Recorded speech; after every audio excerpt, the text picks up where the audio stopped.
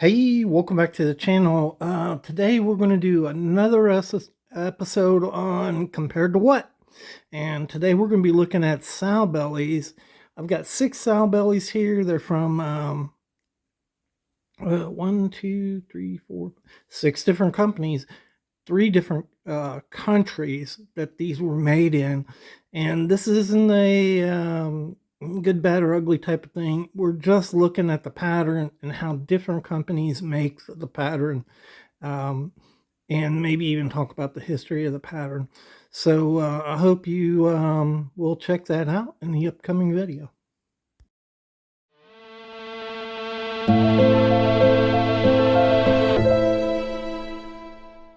All right, welcome back to the fortified castle. Hi, all my viewers. Bonjour, privet, guten tag, hola, ciao, konnichiwa, and good day to my foreign viewers. Today we're going to be looking at the sowbelly pattern. We're going to be kind of comparing them. These are kind of comparison type of videos, mainly just focusing on how they're built and what are some of the differences. And there are some differences in these knives that are going to be kind of interesting. I wanted to update you a little bit. I've been doing a lot of jigging and things like that. So I got a hold of these grafter tools. It's an inexpensive one. I don't know how far I'm going to go with this, but this is what people use in sculpting. They use them in engraving and also woodworking. And so I'm going to use these to try to make my jigs a little better. Also, I've been planning on making some lanyards. I got my leather material in to do that. And I tried this weekend to work on some lanyards. I had an idea to take these really cool stones. Y'all have seen them. They come in amazing combinations, color combinations, really cool. But I thought it'd be cool to make a lanyard out of this. It's just the right size. You grab it really easy. They're only around an inch, and I found out they're really tough. So I actually had to. I didn't have a drill press. I had to order a drill press to get that in to do this right, to be able to drill the holes through that. So that's kind of some of the things I'm working on, and let's talk about these knives.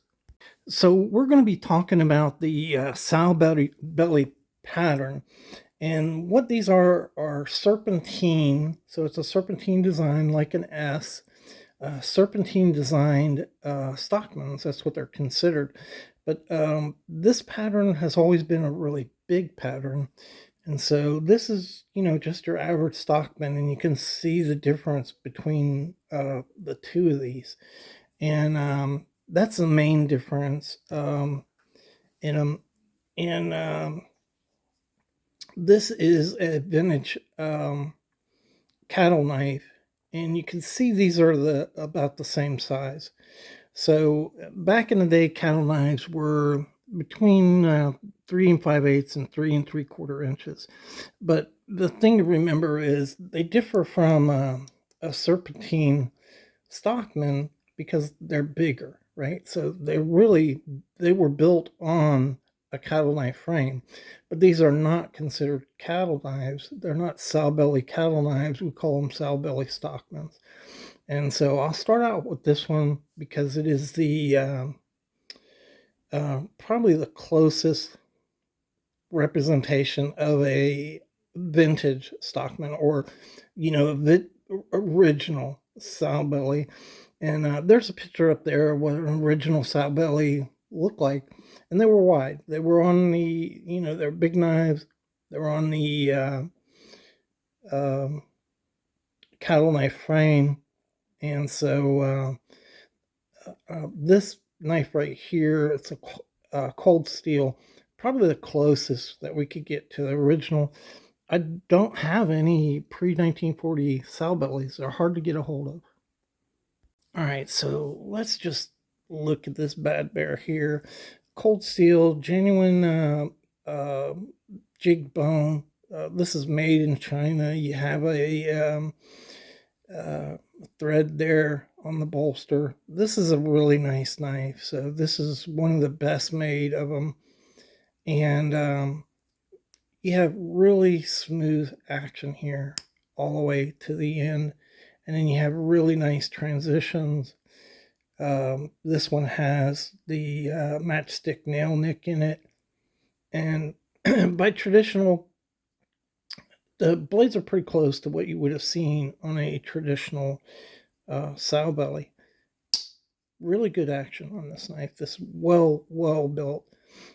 So there's your sheepsfoot blade. That was a standard blade. Now some of these sow bellies had up to 5 blades on them, and then you have your spay blade there, and that's pretty much what your standard. Look at the good transitions there on this knife, and that's pretty much what your standard sow belly would have looked like. So we live in this wonderful age of choice. We have all of these choices, and this is a Rough Rider, again made in China. You have pinch bolsters on here, but you have this crazy, beautiful G10 scales on this. I really like this knife.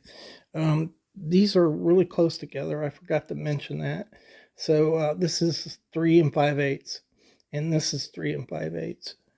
And let's look. So you get half stops on this, well done half stops. So you don't, very minute bit of stepping there. You don't even really feel that, but I can see it. Again, you have a pretty standard clip blade, a little thicker than the cold steel. Fairly good action on this. It's a little soft, so it's not quite as snappy as the cold steel. There's your, let's look at that. Pretty good transitions, but really soft here, going back. More like a 4 than a 5 on this knife.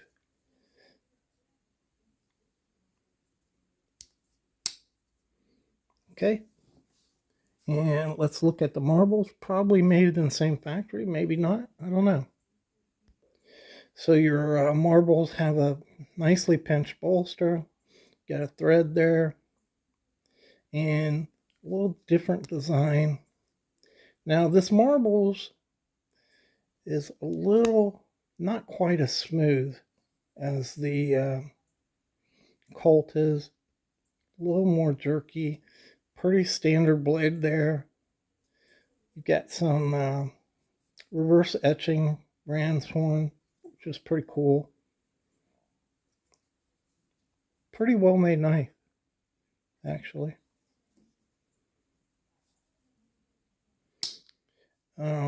Very halting, so the action is just not as smooth as the Colt is.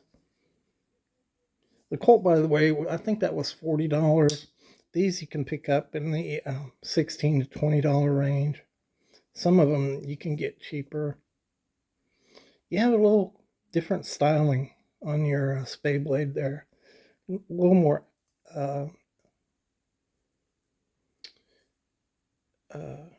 drop on your spay blade.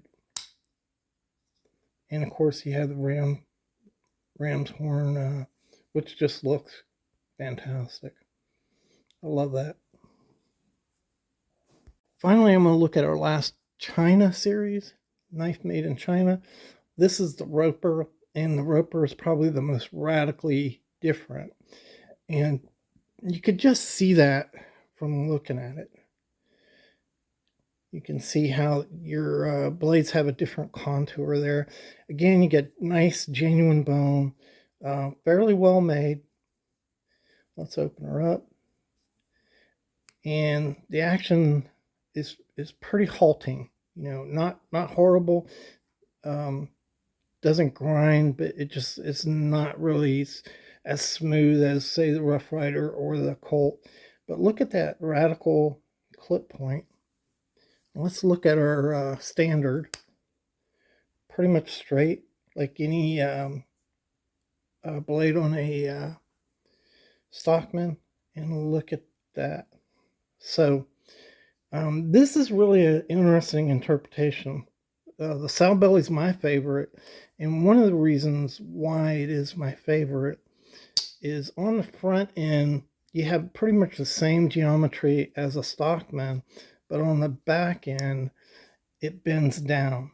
And I really like that. It allows you to get a really precise cut on whatever you're trying to cut. And I like that. So the ropers really innovated because what they've done is they provided that. Even though you have the same geometry of a Stockman, they've angled that blade down so that you can get that same cut. And you can get that on a Stockman, but you have to put your hand up here. And so when the blade's pointed down, it allows you to just put that blade down there without getting way up on top of it. And that's pretty cool. So I like that, actually. And then again, you have a radically redesigned spay blade. It dips down here and then even longer. So it's a kind of a wider spay blade, and it dips down a little too. Now, you pay a price for that because there is some stepping. So they've had to set the blades down a little to be able to do that, but it's rounded over. So, it's okay. It's an okay build. And a lot of stepping. So that's stopping. That's not a half stop on this knife. It just kind of gets lazy right there, and then you push again, and it snaps in. Again, you have a difference here. You've got a skinning blade on here, a little awesome skinning blade. So that's not really. It's not really that different. It's a different blade than traditionally on sowbellys, but oftentimes in Stockmans, for instance, they'll switch out either the spay blade, or in this case, they're losing the sheep's foot blade and putting a skinning blade on it. And in Stockmans, they'll put skinning blades, they'll put punches on there, they'll put pen blades on there, and so that's not really tremendously radical. But it is kind of halting, this roper knife here. But I really like what they did on the front end of this knife by angling that blade down. It gives you that same advantage as the other side, but on the front side. So the next ones are bigger versions of the sowbelly. Not a lot bigger, but one of them's a lot bigger. One of them's a 1/4 inch bigger. So let's look at the case now. So the case is in its form very much like the Model 39 that from 1920 or 1930. But this is a Tony Bowes design, so it has his influence on the knife. So it's a bit larger, and let me show you. I think you can see that this is from top to bottom. It's higher here than it is on our standard right here. And what most of these knives are about this standard right here. So it's a little bigger. It's also 3 3/4. That's well within the traditional range. So these sowbellys would go between 3 5/8 and 3 3/4. And but the blades, have that Tony. That's not your traditional case clip point blade there. You got a greatly exaggerated swedge.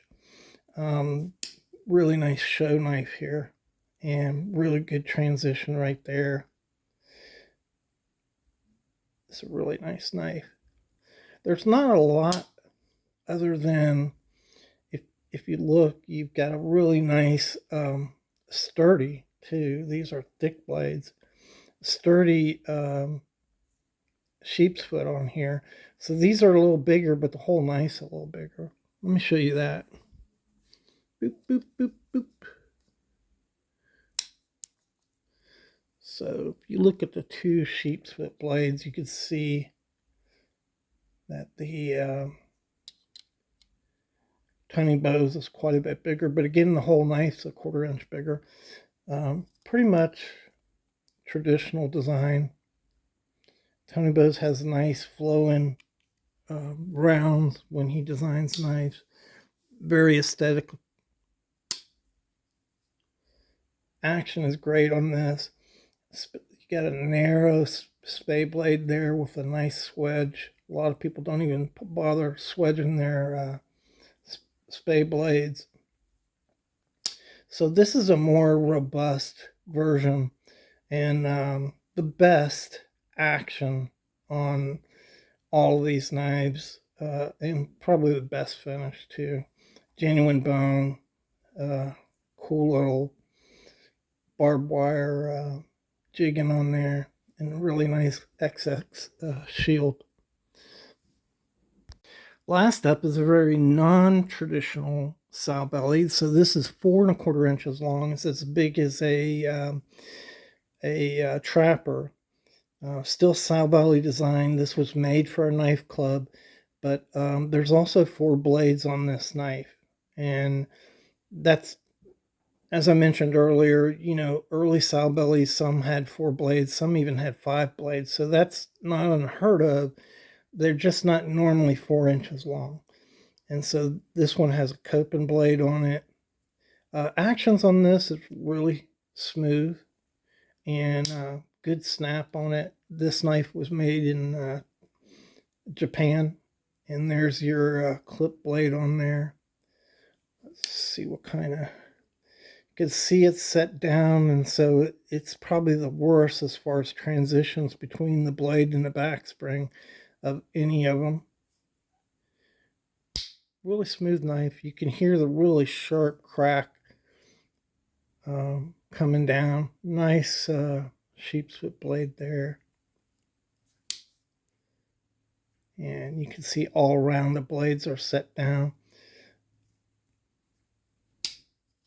Oop, one more. And there's your spade blade right there.